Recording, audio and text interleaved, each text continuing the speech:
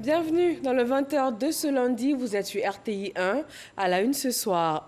Le gouvernement ivoirien, l'opposition et la société civile se retrouvent à la même table pour renouer avec le dialogue. Le Premier ministre Ahmed Bakayoko a conduit les échanges ce matin pour cette séance qui marque la reprise du dialogue politique.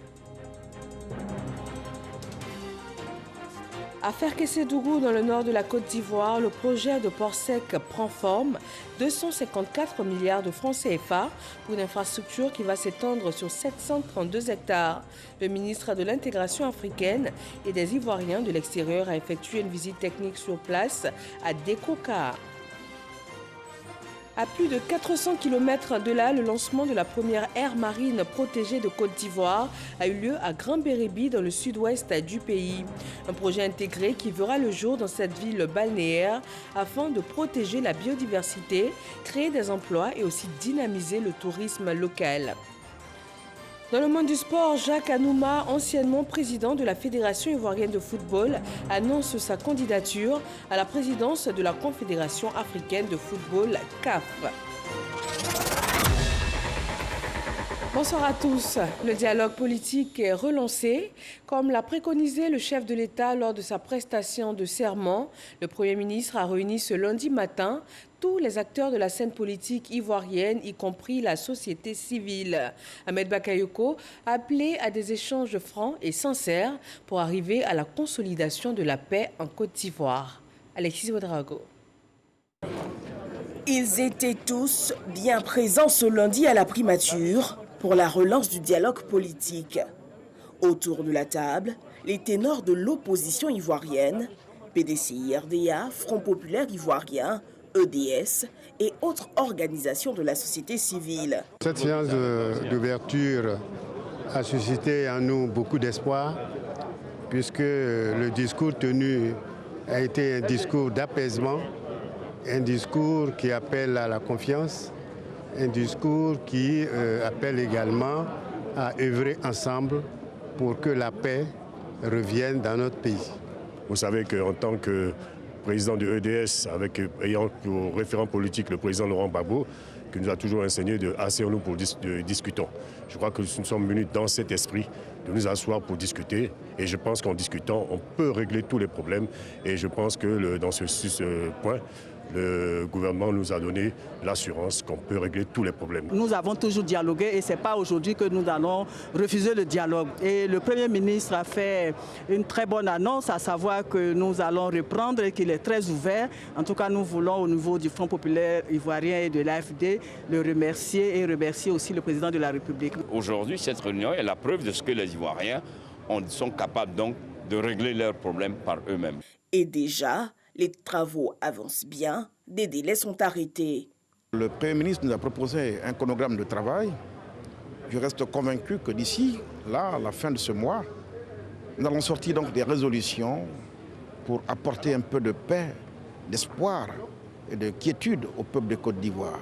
Il y a un temps pour la guerre, les conflits, et il y a un temps pour la paix. Et je pense que le temps de la paix est véritablement arrivé. Parce qu'il y a un consensus qui s'est dégagé au cours de cette réunion. La société civile, elle espère que cette fois sera la bonne.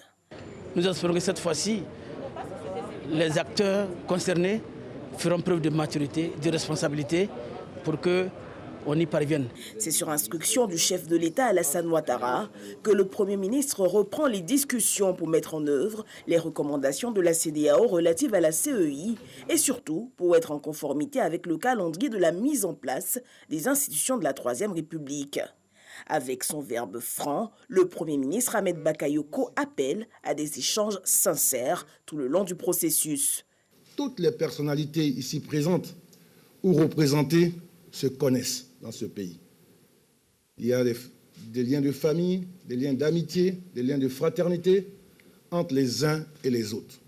Il y a eu même des liens politiques, des liens d'alliance politique ou de désalliance politique. Nous nous connaissons tous. Nous avons en commun notre pays. Parlons-nous franchement, sans défiance, sans arrière-calcul, pour la paix, pour faire avancer notre pays. En tant que chef du gouvernement, je veux vous dire ma pleine disponibilité à aborder toutes les questions. Et je le répète, bien heureusement, chacune des parties ici présentes a eu l'occasion de gouverner ce pays. Chacun connaît les contraintes du gouvernement et chacun connaît aussi les préoccupations de l'opposition. Mais il s'agit de notre pays. Ça ne sert à rien de nous voir toujours un jour trop tard pour faire l'économie des situations toujours bien regrettables. Je vous invite, à l'occasion de ce débat, nous puissions nous élever et faire la preuve que nous regardons notre pays, nos populations, nos militants qui souffrent à chaque fois qu'il y a des crises, que nous regardons l'intérêt supérieur de la nation. Soulignant que les différents premiers ministres qui se sont succédés à la tête du gouvernement ont toujours engagé le dialogue avec les partis politiques et les organisations de la société civile. De mémoire, le premier ministre Jeannot Kouadio-Aoussou les 27 et 28 avril 2012 à Grand-Bassam, le premier ministre Daniel Kablan-Duncan le 7 janvier 2013, le premier ministre Amadou Gon Coulibaly du 21 janvier au 21 octobre 2019 pour la première phase du dialogue portant sur la récomposition de la CEI et les questions connexes. Un dialogue qui s'est poursuivi dans une seconde phase du 9 janvier au 17 février 2020. La loi pour la représentativité des femmes dans les assemblées élues est au cœur d'un séminaire à l'Assemblée nationale. Elle avait été adoptée en juillet 2019 par les députés.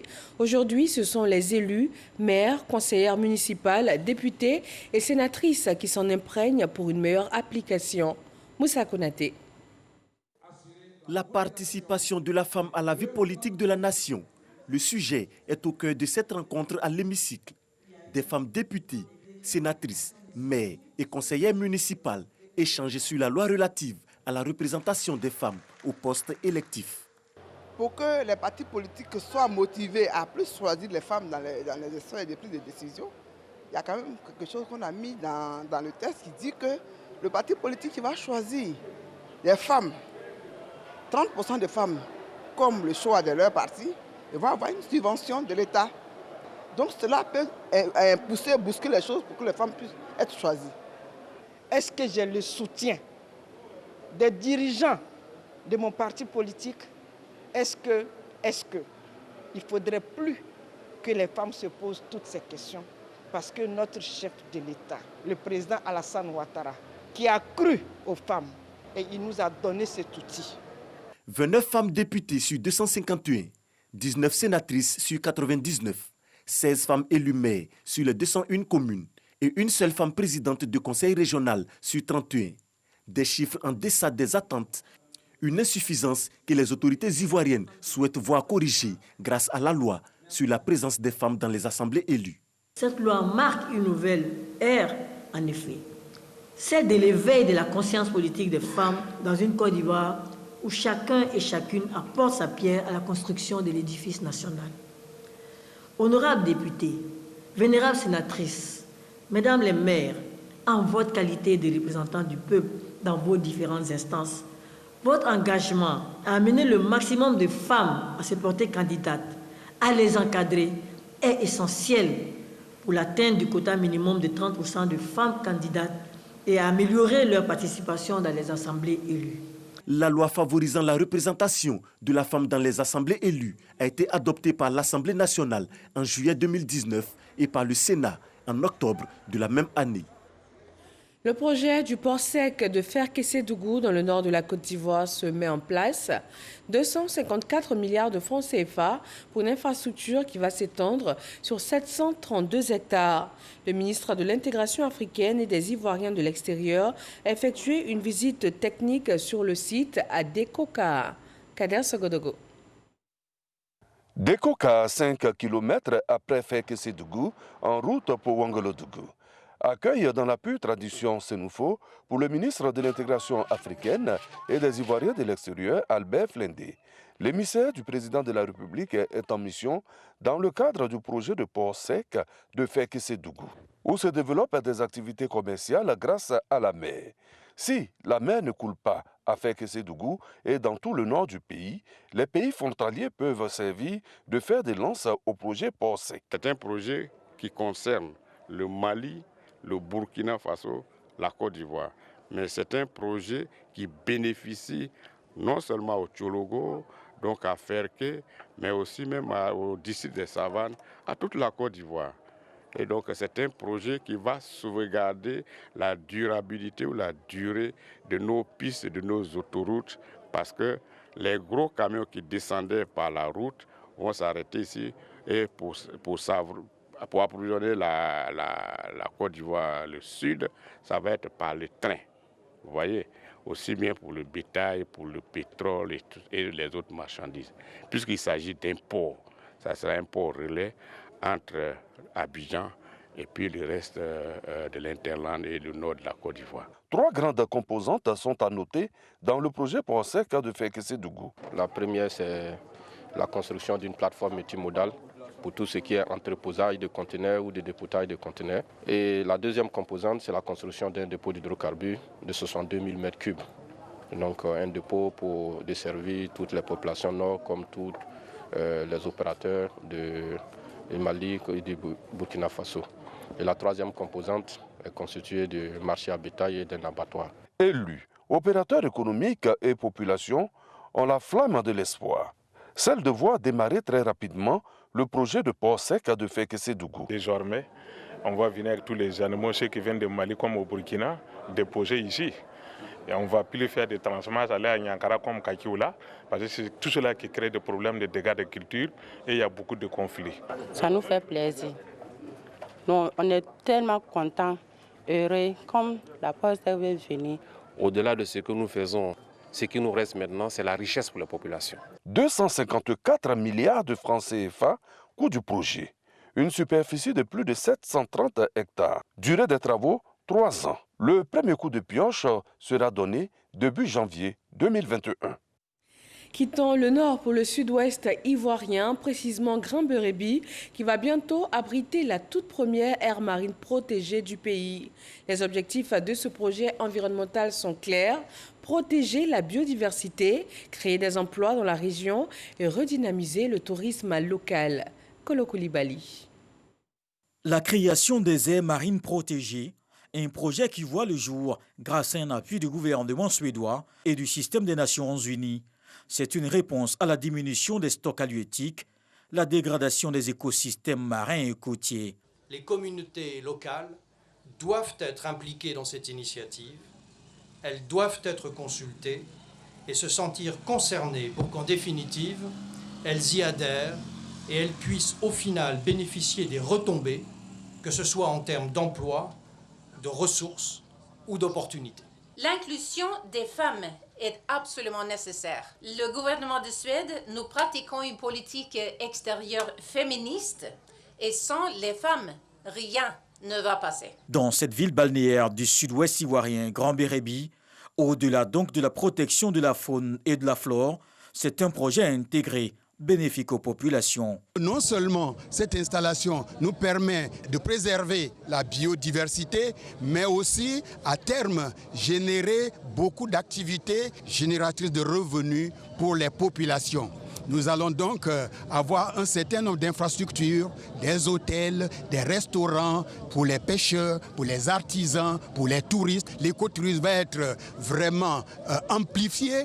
Et puis l'autre, c'est qu'il y aura la construction, l'ouverture et la réfection des voies de communication qui permettront de désenclaver les localités de la région de Grand-Bérébi. Ce premier site du réseau des aires marines protégées, d'une superficie de 23 480 hectares, peut compter avec le soutien du ministère des Affaires maritimes qui entend jouer toute sa partition. Nous avons fait prendre en conseil des ministres des décrets protégeant dans le cadre du sauvetage en mer et dans le cadre du code ISPS. Tout ça pour être efficace. La destruction de la flore, de la faune, la destruction du milieu marin, eh bien, on peut totalement juguler cela. Après Grand-Bérébi, 4 autres aires marines protégées vont voir le jour. Il s'agit des sites transfrontaliers de l'embouchure du fleuve Cavali à Tabou, des îles Éotilées, de la forêt classée de Dacioko et le parc national d'Azani. Un autre projet qui prend forme cette fois dans le secteur avicole et en faveur de l'insertion professionnelle des jeunes Ivoiriens, plus exactement 3300 jeunes. Lancé en 2018, le projet est actuellement dans sa phase pilote. Le ministre de la Promotion de la Jeunesse et de l'Emploi des Jeunes vient de mettre à disposition des jeunes de Korogo 3 fermes. Mahama Traoré. La région du Poro est prise en compte par la phase pilote du projet d'insertion de 3300 jeunes dans le secteur avicole. L'État va ainsi subventionner la construction de 14 fermes, dont 8 déjà réalisées pour la phase pilote. Les 3 dont bénéficie le village de Katiamouavogo dans le département de Korogo viennent d'être inaugurés par le ministre de la Promotion de la Jeunesse et de l'Emploi des Jeunes. On n'a jamais fait une ferme, mais on allait faire la formation à Abidjan, à Zagué précisément. On a fait deux mois de formation. Après la formation, on est venu, ils ont commencé à construire. J'espère qu'avec le projet, ils vont m'en sortir. Sur les 128 fermes prévues pour la phase pilote du projet d'insertion de 3300 jeunes dans le secteur avicole, 118 sont déjà disponibles. Les fermes seront également accompagnées de kiosques de vente de produits avicoles. Ces 8 fermes vont coûter 111 95 800 francs CFA. Il y aura des agents d'encadrement, puisqu'il y a 20 agents d'encadrement qui vont vous suivre et s'assurer que même après la mise à disposition donc, de la ferme, vous puissiez continuer à travailler, bénéficier de leur expertise. Le projet d'insertion de 3300 jeunes dans le secteur avicole est piloté conjointement par l'agence Emploi Jeunes et le programme d'appui à la production avicole nationale PAPAN pour un coût global de plus d'1 milliard de francs CFA. Cette phase pilote va générer 659 emplois directs. Comme ces jeunes aujourd'hui aviculteurs, ils sont plus de 5000 jeunes à avoir bénéficié du projet Emploi Jeunes et Développement des compétences, notamment grâce à l'expertise de l'Agence nationale pour la formation professionnelle. Ils viennent de recevoir leur diplôme d'honneur et certificat d'apprenti. Franck Wadio. L'action est symbolique, mais pleine de sens. Remise de diplôme d'honneur aux maîtres et pour les apprentis, remise de certificats. La cérémonie marque la fin de la seconde phase du PGDEC, Projet Emploi Jeunes et Développement des compétences, qui a mis en apprentissage de 2017 à 2019 plus de 5000 jeunes. Nous avons été formés sans ces attestations, sans ces diplômes, ça n'a pas vraiment de valeur. Donc aujourd'hui, avec ces attestations, avec ces diplômes, nous pouvons aussi aller dans d'autres entreprises et cela va nous donner plus d'importance vis-à-vis des recruteurs. Ce projet d'apprentissage est vraiment un projet novateur au niveau de la Côte d'Ivoire. L'étude d'impact de ce projet a montré que les jeunes ont un revenu augmenté de 15%, leur présence en entreprise augmente la productivité des entreprises et surtout, les jeunes qui étaient dans le projet donc, ont développé leurs compétences techniques. Des jeunes, des apprentis, aux activités aujourd'hui certifiées, cette formation a été possible grâce à l'expertise de l'AGFOP. 12 623 jeunes mis en formation pour l'ensemble du projet qui s'étend de 2012 à 2020. Une formation à fort impact et saluée par le représentant du secrétaire d'État chargé de l'enseignement technique et de la formation professionnelle. Aujourd'hui, ils bénéficient de diplômes de qualification. À la longue, c'est d'avoir les anges de l'économie, des jeunes gens, des jeunes Ivoiriens qui sont à même de s'élever au-delà des vicissitudes et des contingences quotidiennes pour pouvoir se présenter comme de véritables entrepreneurs. La formation par apprentissage, le gouvernement remet le couvert bientôt. En 2021, sera appliquée la 3e phase du PGDEC. Les 2 premières phases ont bénéficié du soutien financier de la Banque mondiale. Le domaine de l'artisanat séduit lui aussi de plus en plus de jeunes. À Daloa, dans la cité des Antilopes, la fabrication de sandales en cuir est aujourd'hui une activité en plein essor. La ville est même déjà une référence en la matière. Eugène Atoubé. Daloa, chef-lieu de la région du Haut-Sassandra. L'activité économique dans cette ville chaleureuse est dynamique. Et parmi les acteurs participant à ce développement économique de cette ville, baptisée aussi la cité des Antilopes, les fabricants de sandales. Leurs clients sont indifféremment des hommes, des femmes et des enfants de tous âges. Face à une offre riche et diversifiée, chacun trouve son goût.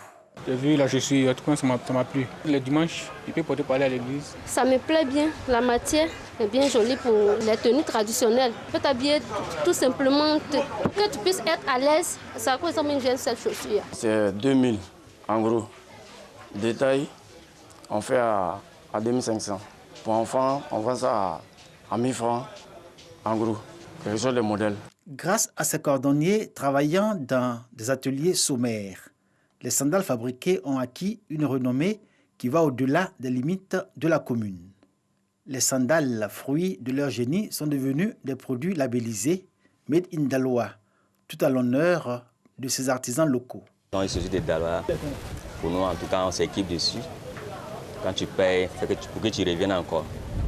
Quand tu vois la clientèle, on dit ça y est un peu Burkina, un peu Mali. Même il y a d'autres qui s'en vont, ils peuvent faire 2-3 mois, ils reviennent encore. Je viens de s'ouvrir, je vendais des chaussures. Les chaussures là, c'est bien. Quand je prends pour sortir là, les gens payent. Aujourd'hui, les clients affluent de partout pour des achats en détail ou en gros. Non seulement pour les prix, mais encore pour la qualité du matériau utilisé et la technique de fabrication même. Technique dans laquelle apparaît tout le génie de ces cordonniers, non sans quelques fantaisies, selon la tendance et pour répondre à une exigence commerciale. Le cuivre nous est livré par ceux qui font les peaux de moutons avec un peu de peau de bœuf, les peaux des panthères, les peaux des animaux. On travaille avec du caoutchouc aussi, on fait le mélange pour pouvoir créer le modèle africain. Et puis il y a les clients aussi qui viennent nous donner des modèles qu'ils ont vus ailleurs. À travers ça, nous aussi, on crée pour nous. Depuis qu'on a commencé à faire le travail de chaussures de Daloa, là, il n'y a pas un jour quelqu'un qui est venu s'arrêter pour dire que ce chaussure là c'est pas bon. Parce que nous, on fabrique ce chaussure là. On ne fait pas une machine, ça a les mains. Si on peut trouver des fabricants de sandales Made in Daloa au quartier commerce de la ville, aux alentours de la gare routière, le plus grand nombre est en activité sur le site du marché principal. Ils occupent une allée entière connue de toute la population de Daloa et de toute leur clientèle. Ce qui frappe, c'est l'organisation de ces artisans dont le souci majeur est de développer leur activité. Je suis là, c'est reconnu dans le monde entier. Je demande de l'aide vraiment à l'État ivoirien pour qu'il puisse nous aider. Surtout l'emploi jeune. N'a qu'à nous aider, on va améliorer nos activités. L'activité de fabricant de sandales a généré des activités connexes comme la vente directe faite par des détaillants ou celle de cordonniers couturiers, à l'image d'Ahmed. Son travail consiste à coudre les sandales nouvellement achetées pour leur donner une plus grande durabilité. Tu te couds là, ça dure en même temps. Pour le code là, ça ne sort pas vite. Tu payes la chaussure, tu dois coudre encore. Souvent c'est à 300, à 200. Ça dépend de la manière dont on coud.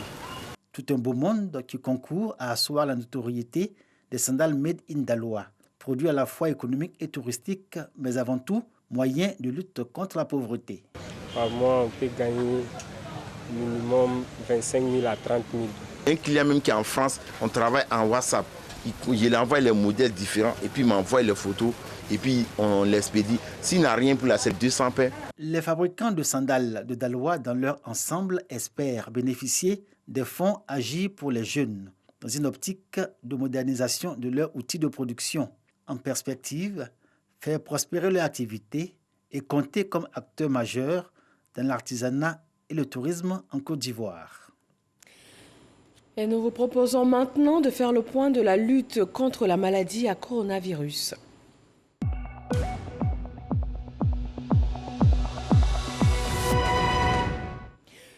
14 nouveaux cas de Covid-19 sur 1711 échantillons prélevés, soit 1,2% de cas positifs ce 21 décembre.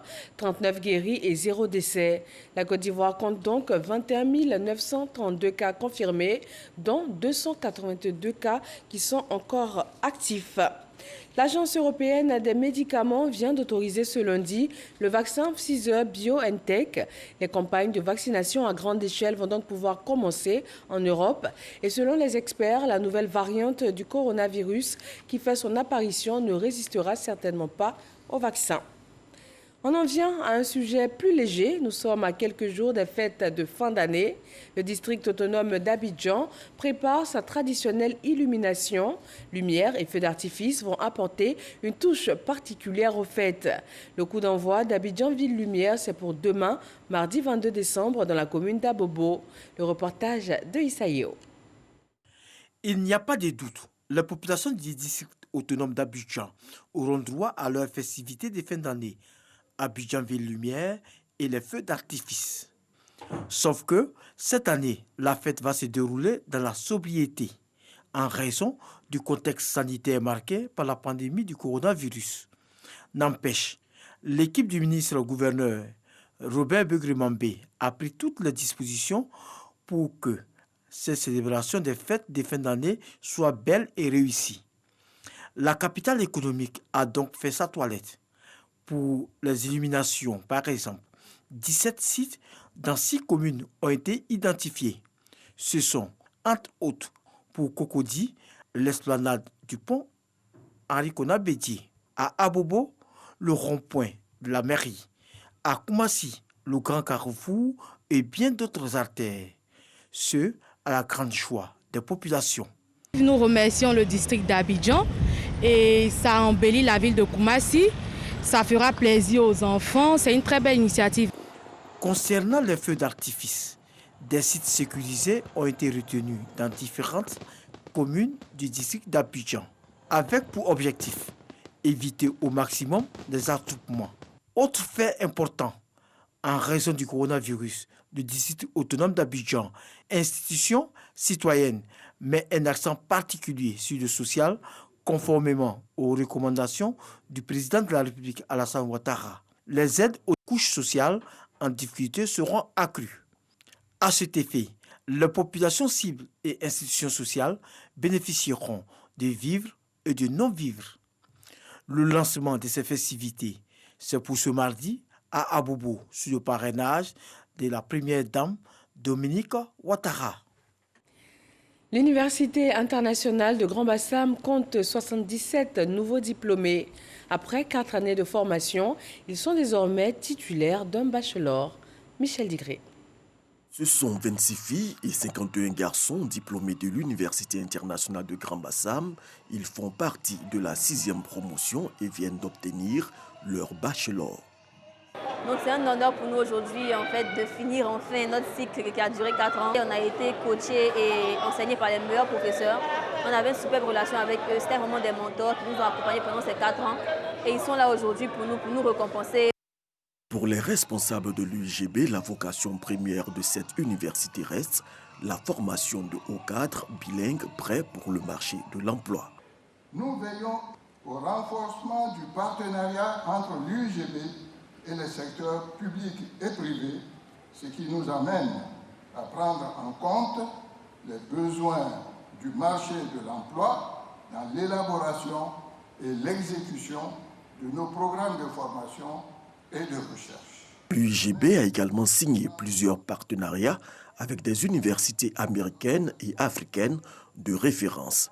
859 étudiants issus de 22 pays y sont inscrits avec 43% de filles. Et puis on termine en sport. L'ancien président de la Fédération ivoirienne de football annonce sa candidature à la présidence de la Confédération africaine de football CAF. Jacques Anouma lance officiellement sa campagne autour du concept « Servir le football africain ». Salif Ouattara. Je voudrais déclarer ouverte la campagne pour la candidature de Jacques Anouma à la tête de la Confédération africaine de football. Je vous remercie. Un seul mot d'ordre institutionnel. Soutenir la candidature de l'ambassadeur Jacques Anouma à la présidence de la CAF. En attendant l'annonce officielle des candidats retenus pour la présidence de la CAF le 11 janvier 2021, la Côte d'Ivoire continue de s'activer pour attirer les potentiels soutiens. Initié par l'Union nationale des journalistes de Côte d'Ivoire, en collaboration avec le groupement des éditeurs de presse, cette conférence publique a permis au candidat Jacques Anouma d'annoncer le système de jeu mis en place pour gagner ce match. Au poste arrière se trouve le comité des sages, encadré par le gouvernement tout entier, lequel est coaché par le Premier ministre et placé sous le haut commandement du président de la République. Voici, chers amis, notre schéma tactique de base. C'est un 4-4-2 évolutif. Modernité, responsabilité, transparence. Triptyque de la campagne du candidat Jacques Anouma qui entend mettre à la disposition de l'Afrique la somme d'expérience acquise depuis près de 35 ans dans le management d'associations sportives. Un CV qui parle de lui-même et retient l'attention des officiels. La Côte d'Ivoire est solidaire. La Côte d'Ivoire sait porter des grandes causes. La Côte d'Ivoire sait qu'elle a en vous un fils déterminé, un fils chevronné, un homme engagé, un homme déterminé, un homme intègre. Voici l'homme, Etche Omo. Je puis affirmer ici que la diplomatie jouera pleinement sa partition pour que notre frère soit porté à la tête de la Confédération africaine de football. Déjà soutenu par l'ensemble des anciens ministres des Sports qui constituent le comité des sages de la candidature, l'ambassadeur Jacques Anouma compte entamer bientôt un périple qui l'amènera dans les régions africaines afin de promouvoir sa candidature et recueillir le maximum de soutien. Merci de votre attention. Très bonne fin de soirée à tous sur RTI 1. Bonsoir et à demain.